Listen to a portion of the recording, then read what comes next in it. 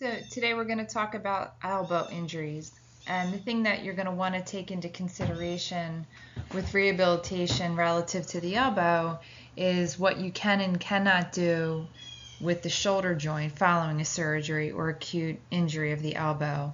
And then even more importantly is a lot of the elbow pathologies, the signs and symptoms are usually present in the wrist and hand. So taking those things into consideration are going to be important.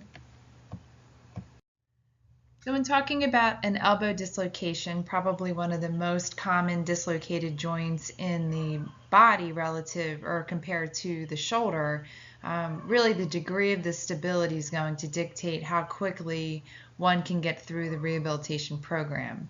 So if we have a stable elbow dislocation, usually the period of immobilization is about 4 to 6 weeks, and then we start working on regaining range of motion. However, most of the time, the elbow dislocations are unstable and require surgical intervention. Either way, regardless of whether they have surgery or not, the treatment protocol is going to be the same following the period of immobilization. So that's going to be important.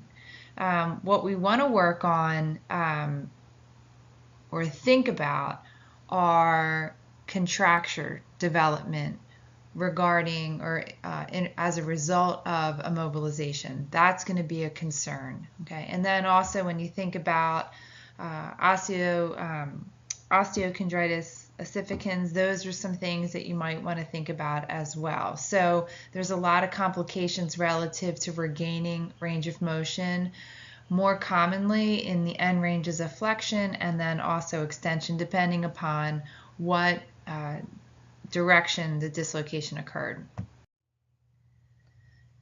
So addressing an elbow dislocation, if we go and decide not to have surgery, conservative treatment, whether we have surgery or not, they're going to come to you in a splint, depending upon, and the splint will be dependent upon what direction the elbow dislocation is in.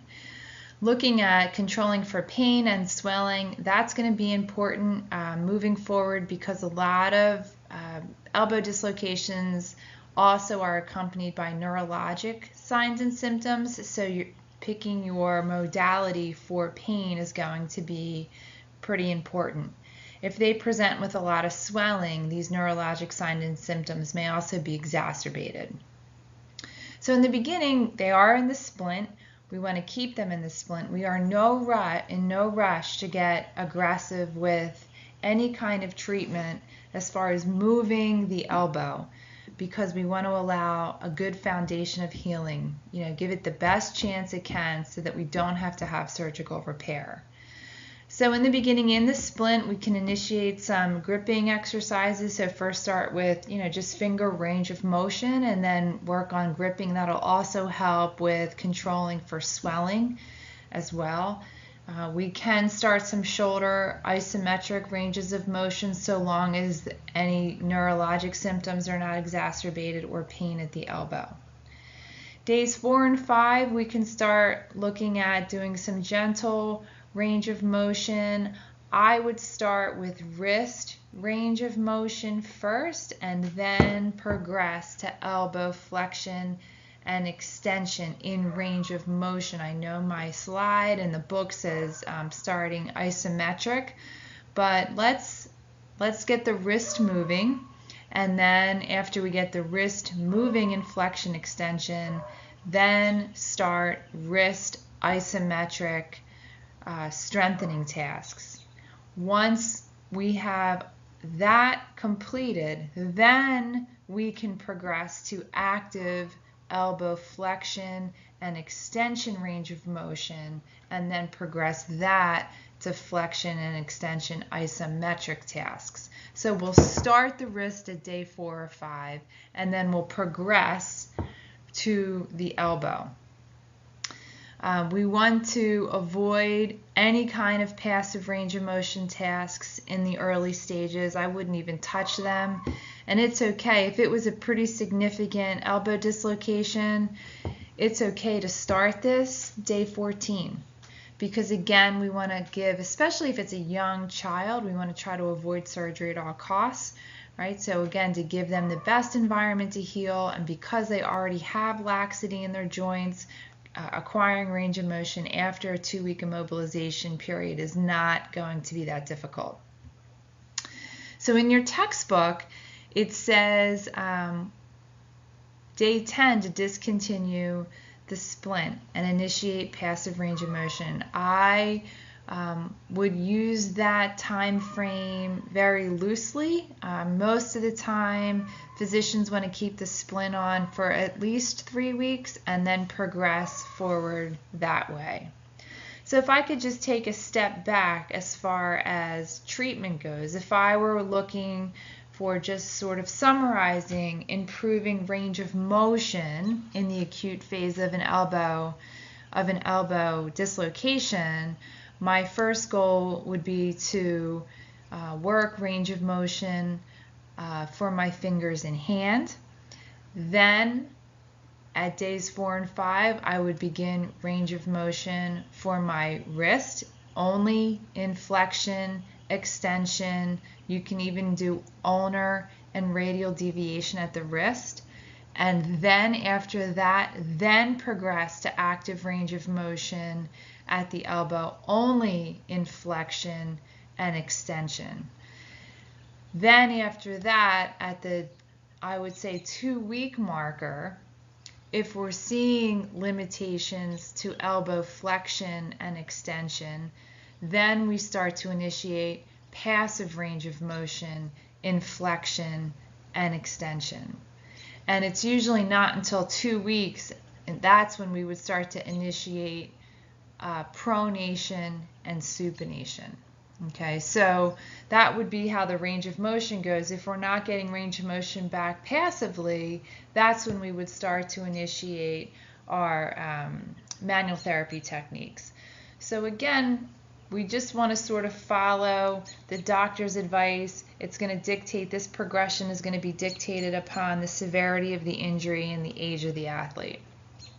If I'm looking at my rehabilitative goal to improve strength, right? So my strength would begin pretty quickly. Day 3 or 4, I can start to do my intrinsic gripping, right? Looking at doing some gripping, strengthening tasks.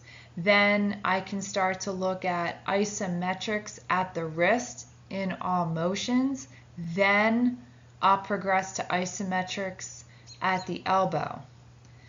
There's no contraindication for beginning isometrics at the shoulder, okay, so that can be done pretty immediate, okay, so in all directions. And then also, if I'm working with an upper extremity athlete, I'm also going to work scapular stabilization, again within reason, with the athlete in a splint. So once I am removed from the splint, that's usually when I would start my isotonic strengthening, okay, of my elbow. Okay, so I can start isotonic strengthening of my wrist and of my fingers pretty quickly, okay, so long as it's not exacerbating symptoms at the elbow. But I have to wait until I'm out of the splint to start isotonic elbow strengthening. And again, I'm not in any rush because I'm doing isometric work.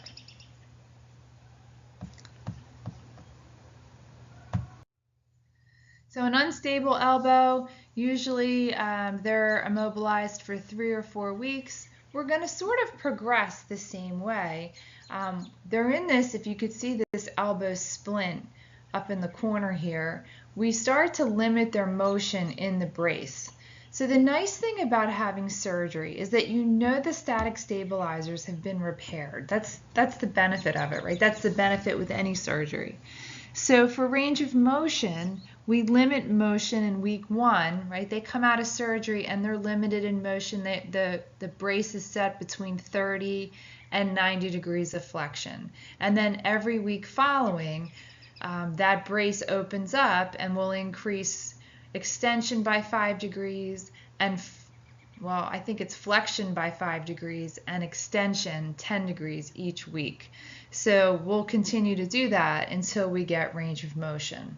Okay, so also during this time, we're going to start working strength. So we have a lot of moving parts with this, right? So we're really not working too much with the elbow, but we really do need to focus in on strengthening above and below, especially if they're an athlete who is anticipating getting back to sport as soon as they can, maybe to finish out the season.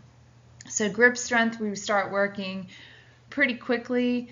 It's going to follow the same exact protocol that I talked about earlier. Okay, so at 4 weeks, we'll start working isotonic elbow. Shoulder can be initiated a little bit sooner using manual resistance. Obviously, you can't put a heavy weight in their hand, right, to do lateral raises. But the big thing that you want to think about with strengthening is we want to avoid external rotation at all costs. Okay, and that's probably when we talk about our throwing athlete, that's one of the most important things we want to think about. So I would just sort of highlight that. At 6 weeks, that's when we start to integrate our internal and external ranges of motion. And that would start at 0 degrees of humeral elevation. And then at 9 weeks, we'll continue to increase our strengthening tasks, probably start to integrate positions of vulnerability again, right? And then progress on through our PNF and neuromuscular control types of tasks. So by 11 weeks following an elbow dislocation, if they had surgery, they should be pretty close to being cleared to doing functional tasks again. So that obviously would be dictated upon the sport that they play.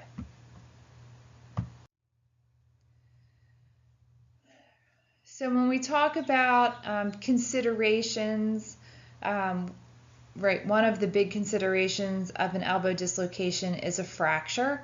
So that's something that you have to be concerned about. And usually, whether it's a dislocation or a fracture, the neurovascular structures are, that's the bigger concern. Okay, so making sure that we're aware of that is going to be important. Most of the time, an undisplaced fracture is going to be in a posterior splint for a couple weeks, and then they progress to a sling for 4 weeks. But with a fracture, we want to make sure that we're integrating in early motion because we want to avoid development of contractures. For some reason in the elbow, that's a big concern.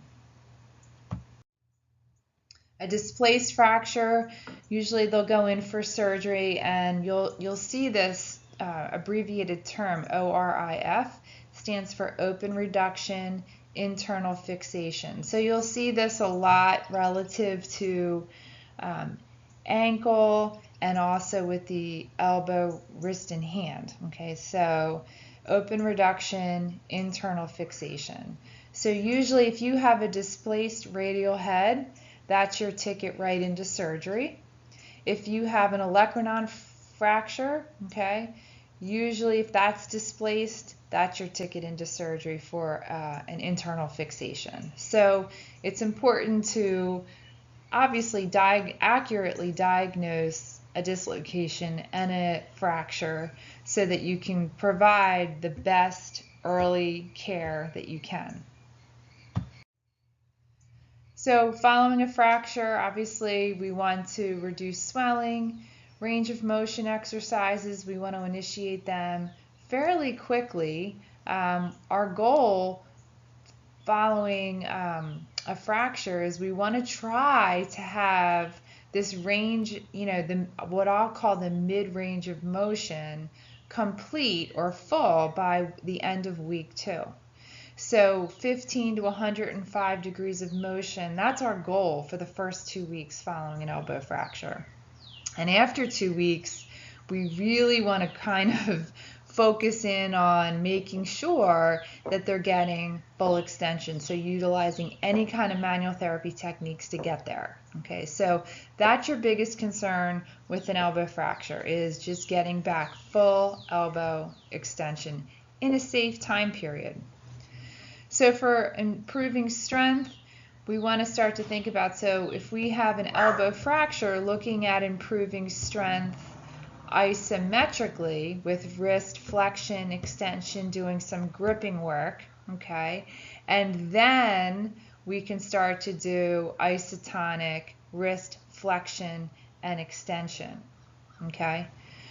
With strength training relative to the elbow, obviously we're going to start with flexion and extension, okay, isometrically first, and then progress to isotonic flexion and extension. We don't start doing pronation and supination for range of motion until week 6. So that's around the time, once we can get pronation and supination range of motion moving, that's when we'll start working pronation and supination strengthening as well. So that's important. So the focus is really just on, well, really the focus is just on extension. And then we would start eccentric strengthening only in flexion and extension about week 7 or 8. So we want to work on improving balance. So balance at the elbow is a little bit tricky because it's going to be a closed chain task. So that's weight bearing. So balance for the elbow, when we start to think about that, is very different relative to the lower extremity because they need to be able to bear a lot of weight on their arm, or at least partial weight. So usually when we start to improve balance in the upper extremity, we're doing it on a wall with partial weight, and then we progress down to all fours on the floor. Usually following an elbow fracture, so long as there's no complications, usually 12 weeks is when they can start to do functional tasks again, so such as throwing, tennis, those types of things. So some of the concerns we want to really think about before we progress them in to functional tasks is they really have to have that full range of motion, in particular again in extension. They have to have full pronation and supination range of motion as well. And then obviously equal strength, and then a slow progression back to functional tasks, especially if they're an upper extremity athlete.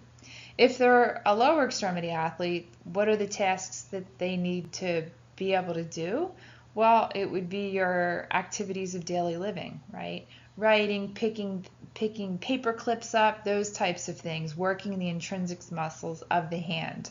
So again, if you immobilize the elbow, right, anything distal to that is going to be affected. And those are the things that you would need to address rehabilitatively in your program. When we talk about osteochondritis dissecans, Panner's disease is what we would coin it if it's a child that has it. So usually kids 10 and under usually would get this.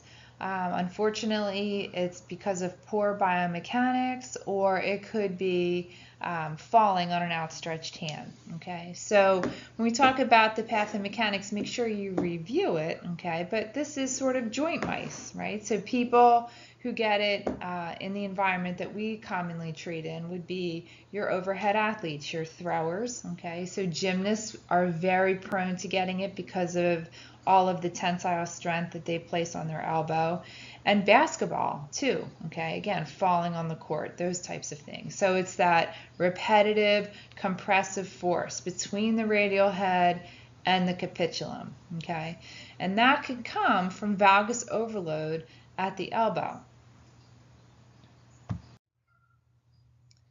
So rehabilitation concerns with this, with young children, we want to be aggressively conservative, if that makes any sense, right? We want to be able to treat it without surgical repair. We have to be able to remove them from whatever task it is that's causing these repetitive compressive forces. Now, if they fall on an outstretched hand, right, that's a whole different ballgame. But if they're an athlete that's presenting with osteochondritis, they need to be completely removed from that, okay, in order for any shot at all for conservative treatment healing, okay? So that's important. Usually in an older athlete, usually we're going to need to have a surgery. So following surgery, Or if I'm just rehabilitating them conservatively, my pain reduction and inflammation is going to be important. If I can get rid of the inflammation in the area, then usually I'm going to feel a lot better, and I'm going to improve my range of motion. Okay, so ranges of motion, there's no limitation to what I can do here. So I should be able to do flexion, extension, pronation, supination pretty quickly. And my goal would be to restore motion within 2 weeks. So a lot of people with osteochondritis, they get stuck, right? So that's the inflammation. So if they're not able to do full range of motion, we have an inflammatory response that's not being addressed therapeutically. So we need to take a couple steps back with that. When we talk about improving strength, we want to improve all motions, right? But it must be pain-free. That's the key. So we may stay in the just working range of motion and reducing inflammation and pain for a little bit longer than normal, okay? So again, depending upon if it's acute or chronically acquired. So we would start with our strength here in an isometric condition, and we also want to be able to address the joints above and below, looking at the shoulder, wrist, and hand, okay? So when we talk about wrist and hand, so we want to talk about wrist flexion, extension, ulnar deviation, right, radial deviation, but we also want to make sure we're including in wrist, okay? So we'll start with isometrics. We probably will progress to isotonic. If it's not too bad, they probably do that within 10 days to 2 weeks.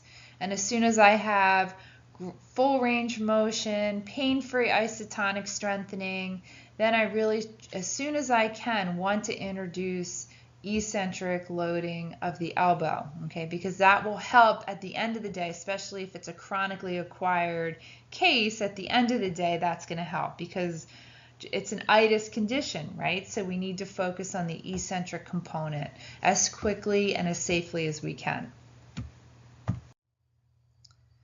So by week 5, usually when they say return to function, usually that's the key to returning to some type of throwing program, a very slow progression back. And oftentimes the reason why they have repeated compressive forces there is because they're doing whatever task incorrectly. So really making sure that biomechanics are evaluated, making sure they're throwing correctly. So criteria for return to play is pretty obvious, right?